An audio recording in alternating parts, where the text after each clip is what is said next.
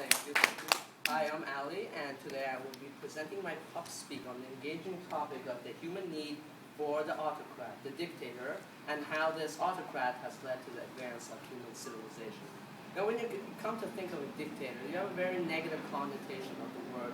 You think of a guy you want to cut off his head and stick it on a pole. But in this presentation, I'm trying to convince you that this is not always the case. So a little introduction to the topic before I move on. Let's define some terms.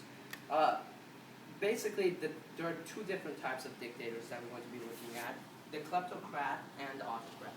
Now, I define a kleptocrat from its Greek as a government of thieves, or a person who is in a government of thieves.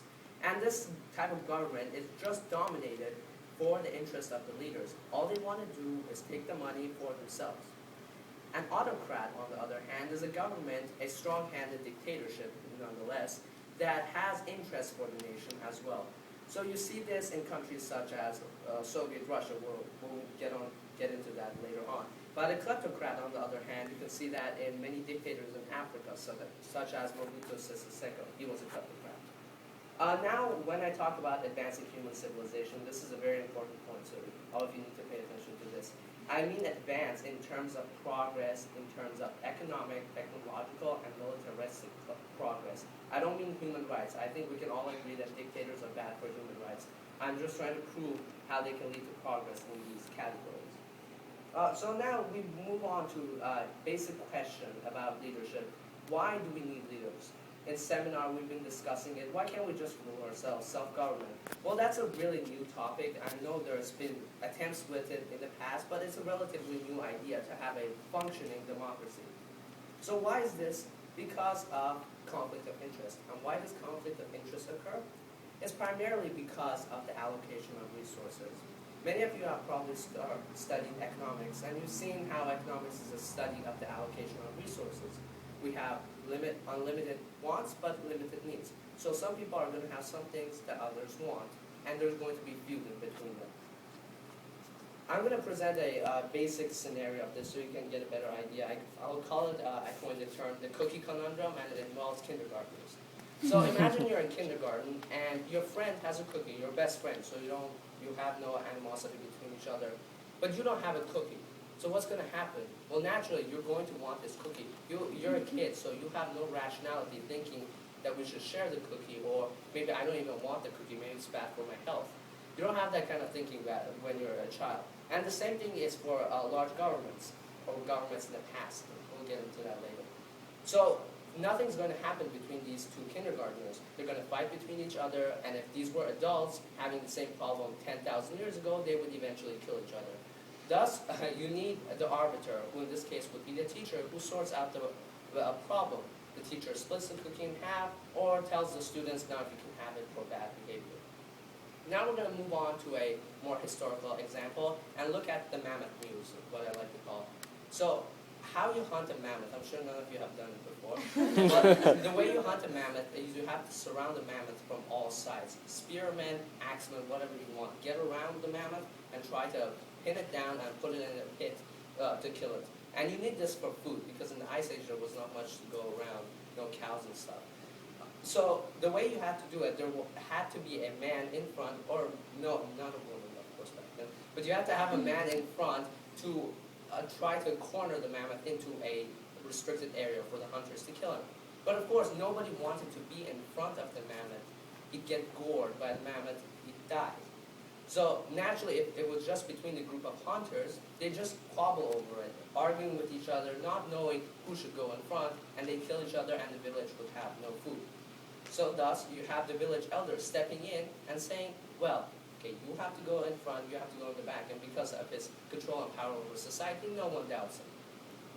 But I have to say that humans are not a lost cause. We can overcome this. We've seen in the past there have been experiments with democracy, and with enough technology and education, we can overcome dictatorships and go to democracy. But that's not what I'm going to talk about. So during the course of this presentation, I'm going to look at 3 case studies of how dictators have helped create civilizations, have helped maintain their stability during chaos, and have ultimately led them to great economic progress and ultimately to democracy. For the example of increasing and building civilizations, we're going to look at ancient Egypt and Persia. Now, both of these areas had been inhabited by humans for over 10,000 years. There's archaeological remains of settlements there, but they had never had a civilization at that time. Later on, for many reasons, in Egypt this was known as the pre-dynastic era. There were many reasons why they did not develop into a civilization, but that's for a later talk. So in Egypt, during the pre-dynastic period, many farmers were at the will of the yearly inundations of the Nile. The Nile came, washed away all their crops if they planted it in the wrong season. And if they planted it in the right season, however, they would get the correct nutrients for their plants to grow and they would be fed for a year.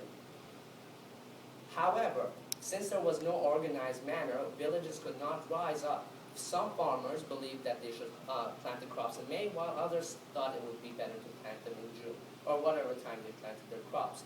Because of this, there was animosity between the villages, no centralized leadership. Eventually, some individuals who were a little more cunning, a little more ruthless, rose up, and these individuals began to control the inundations of the Nile, the organizations surrounding it. They told the farmers when to plant, when to harvest, and as a result, the farmers had more food for more periods of time. They planted the crops at the correct time and thus harvested more and had more food for the year. And this allowed the Egyptian people to go on and do more important things like build pyramids and expand their civilization and increase their culture. Now, similar situation can be seen in Persia. Now, Persia, Iran, as we know it today, is a very dry country, so no water anywhere. But water was a resource of a very contentious resource. Many people wanted to have access to it. Now, how would they do that? There were no rivers. All the rivers dried in summer.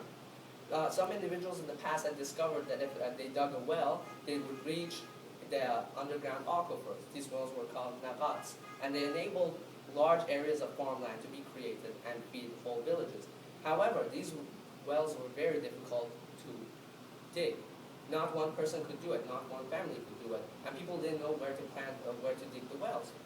Thus, there was a necessity for an organized leadership to come and tell the people how to dig the wells and force them to dig the wells at the appropriate time of year and at the appropriate place so they could have water all around.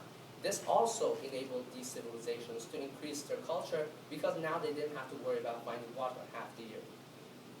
On the other hand, you look at civilizations such as the Arab civilization. Now, some Arabs had fighting over resources, such as in Jordan with innovations, in Petra, where they had contentions over water, and they eventually had these same scenarios as Egypt and Persia. However, some other Arabs, such as in Saudi Arabia, they never had these problems over water. They had little clans that gathered and moved their camels from place to place. Since they had no resource to contend over, they probably had water. There were oases for them to gain their water, so they had no necessity for this arbiter to come in and tell them which oasis to go to or which well to dig. Now we're going to move on to our second case study, and we're going to look at how dictators preserve the integrity of the society during a period of chaos. And specifically for this case study, we're going to look at Joseph Stalin in the Soviet Union. I know this is a very controversial topic. And I agree with you that Stalin was not a nice guy. He was a horrible dictator. However, once we look at him in the terms of progress, in terms of economics and technology, we can see that he actually had many benefits for the country. Now, in World War II, Russia was at the mercy of Nazi Germany. They were invading it during Operation Barbarossa. And there was no way for the Russians to organize. Thus, there was a necessity for Stalin. He had already come to power, but during the war, he was able to consolidate his power more, and he was able to construct great military equipment to ship resources out to the front. He shifted industries in Russia to produce weapons for the front. And through his propaganda and the persecution of minorities, he was able to pretty much consolidate his power over any minorities over any dissent that was possible. And furthermore, once we look at it, we can see that during the regime of Stalin, from the late 20s to all the way to 1963 when he died, Russia had transformed from a country where the inhabitants had been fueled by peat in their stoves to a country that was nuclear armed, that had thousands of miles of railroad, that had a steady supply of grain for the entire year, and was a pretty much a country that was capable of going to war, nuclear war with the United States. I call that progress, not the term that's good for human rights, but in terms of economics, there's no way to deny it. Stalin helped the economy of Russia. Now in our final example, we're going to look at a case study of how dictators help increase and benefit the economies of countries, and how this often leads to a transition to democracy. Now for this example, we're going to look at Korea versus India. Now Korea, for much of its history, as our students know, had been ruled by dictatorship since its division at the end of World War II along the 48th parallel, 38th parallel, I believe. And there was much antipathy between these countries. South Korea was ruled by a series of very brutal regimes, such as Syngam-rhee during the period of the war, and later on Park Chung-hee, excuse me for the pronunciations. These people were ruthless dictators. However, once we look at the economic facts, we can see that they actually helped the economy of the country greatly.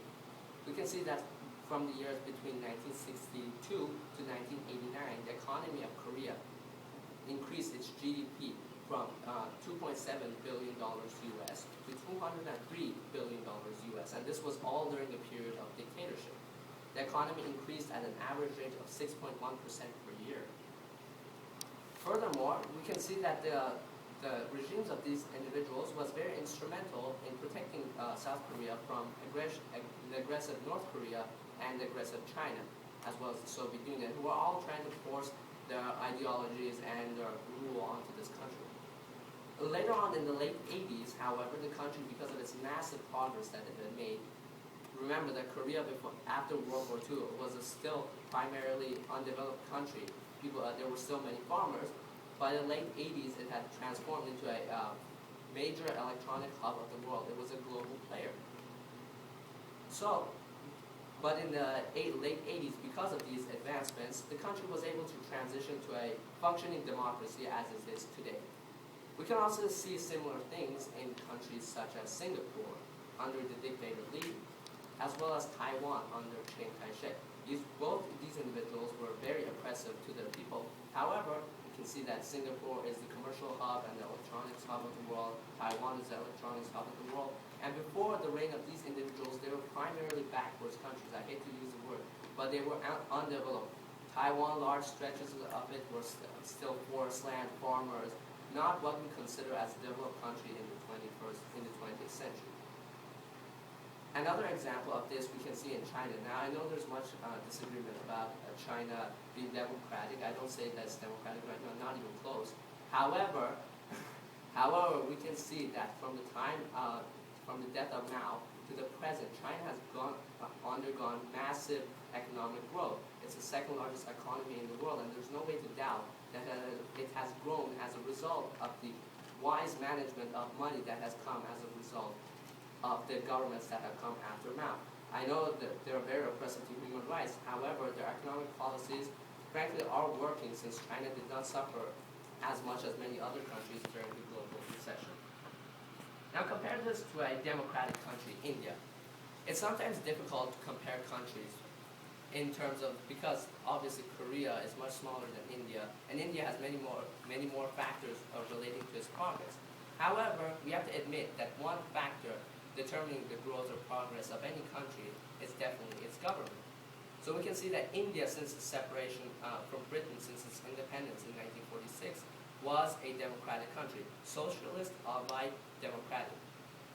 But India, its growth during the same period as Korea, 1962 to 1989, its growth, economic growth was only 3.1%, which is pretty meager considering the country with such a great population. And as a result of this great population and the lack of economic growth, the country suffered from mass starvation. And why was this? Because of the massive bureaucracy that the country had. India is one of the most bureaucratic nations in the world, and it's very difficult to do any type of business deal because of the bureaucracy. It's a democracy. It's the largest democracy in the world, and that's something to be very pleased about. Right now, it's growing. However, in the past, in the same period as Korea, it was not. So, the point of my presentation was to take up your time, was to enlighten you about the people that we hate, the scum of the earth. I hate to call them that, the dictators, the people who we hate with a deep passion, whose heads we want to decapitate. However, we should not regard dictators as simply being brutal tyrants. They're not tyrants. They don't do everything for themselves. Some do. Those are called kleptocrats. You see this in the Middle East, where the dictators really do need to go. But in many countries, the dictators were perfectly capable of conducting the business affairs of their nation. They were necessary in some extent in the growth of civilization, in the preservation of society during chaos, and in the growth of the economy and the eventual transition to democracy. So, the next time you look at a dictator, think twice about his real motives. Thank you.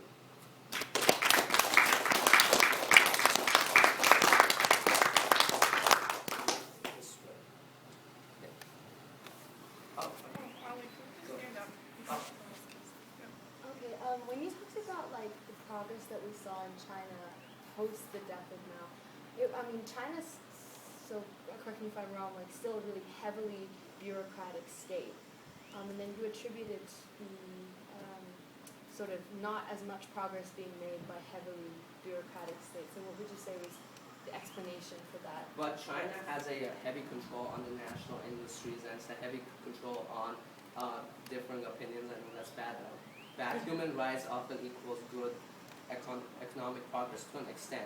I actually came across a chart, I couldn't find it now to show you guys, but in the short term, it has been proven through many countless examples that dictatorships, good dictatorships with wise leaders, often help countries increase their economies much more than democracies during a certain period of time. After that, in the long term, they're often negative because the dictators often become corrupt and turn into kleptocrats. First of all, don't you think that it's, of course there are cases in which like nations under dictatorships have succeeded in achieving economic progress, but simply looking at the case of Korea, the 5-year plan that allowed Korea to develop so rapidly they were planned out before the coup d'etat that allowed Park Chung-hee to gain power, which means that even if a democratic regime were to continue, we can't really simply say that it's because we had the dictator. We can simply say it's because of the economic policies that the dictators undertook. If we look at so many examples, the United States was never under a dictatorship. The United Kingdom was never under a dictatorship. And there are so many cases out of hundreds of dictatorships that we've seen. I think there are only a few cases in which dictators actually succeeded in bringing market progress to the country. Well, that's what I'm saying. That's why I'm comparing them to kleptocrats, because the majority of world leaders, the majority of dictators are kleptocrats.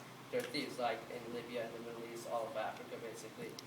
And I agree with you that to a certain extent it is the economic policies, but it is the dictator who undertakes these policies, who's able to control the population. So you don't have riots against the 5-year plans, because often economic measures which are intended to help the country, in Greece we have examples of the austerity measures. And these are designed to help the country, but they often result in rioting, and people don't like this. But if you have a dictator who can block this rioting, it can eventually help the country. Yeah, like you used the example of Stalin, like in post-World War II, but like Stalin killed like 30 million of his own people in great purges and those sort of things. Don't you have to weigh the economic progress like with like the stake of like human lives? But my presentation was not about that human cost, it was just about economics, technology, and military. But if you're talking about economics, are you talking about like a structural change in the economy? Because I mean, if you look at, for example, Burma / Myanmar, right? Right now, actually, there's because of like of Chinese people buying resources from the junta, you're actually seeing enormous like economic growth for Myanmar / Burma. But at the same time, because the government is still a kleptocracy, much of that goes to an upper strata. So really, when you say economic change, I think like you're right. I mean structural, like deep things inside of it, not just gaining more wealth in terms of that. Yes. My question is just, what went wrong for Gorbachev?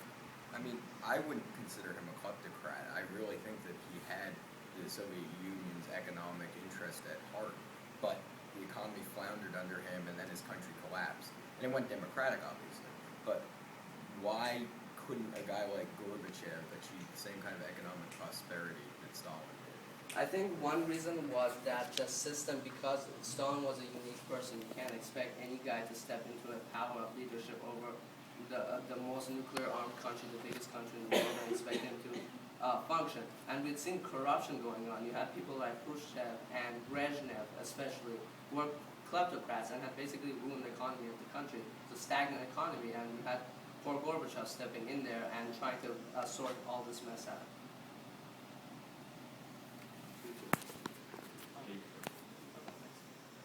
My question is, I mean, for regimes that are authoritarian, and they're not kleptocratic, or however you say it, I'm wondering what is the percentage, what is the ratio of the ones who actually help the economy and those who still having the economy's, their country's best interests at heart in the economic sense, are just incompetent and idiots. They really just make things a lot worse. Like, literally, they do not understand what the different minorities and different fractions, the people who are actually the workers in the economy, and the people, the employers, they don't understand what actually is needed to deal with the structure. They don't know the real problems. How many of them are in, what's the percentage of the ones that are authoritarian that are just stupid?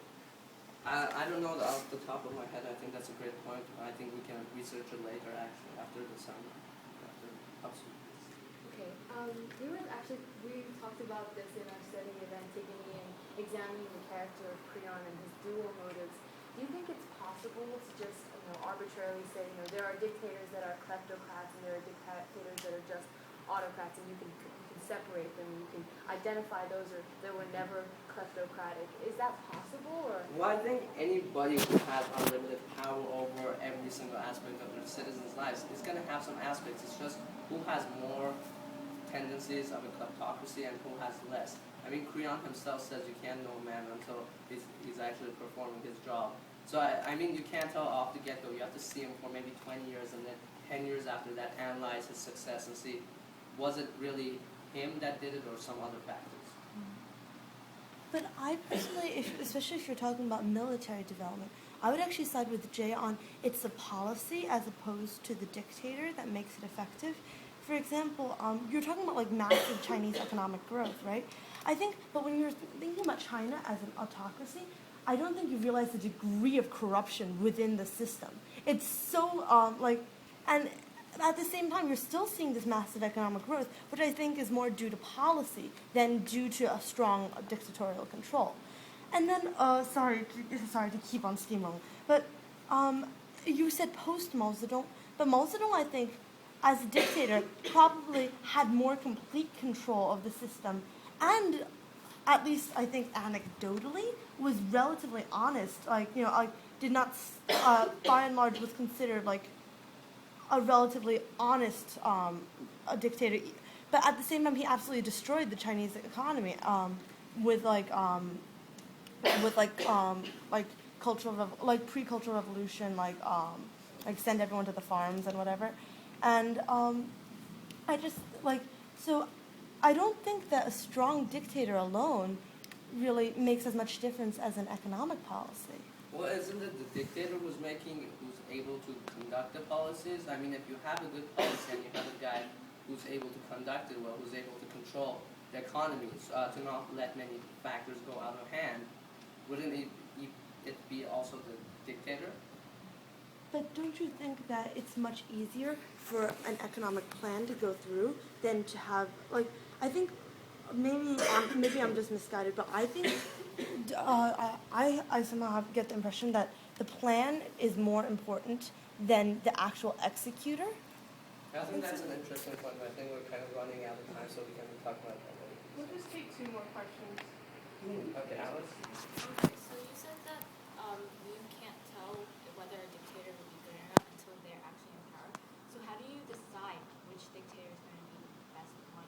Well, you're not supposed to pick dictator. I know, but how does a dictator go into power then? How do you know how is that supposed to work? Well, we're just talking about if he goes into power, it's not necessarily a bad thing. Sometimes it's good. Ian, I think. Just real quick, when you believe when you believe autocratic government should transition to a more liberal government? I think it happens naturally. I think it's a natural progression. It's a willingness of the state, of the people, of the government. I think dictatorships outgrow themselves.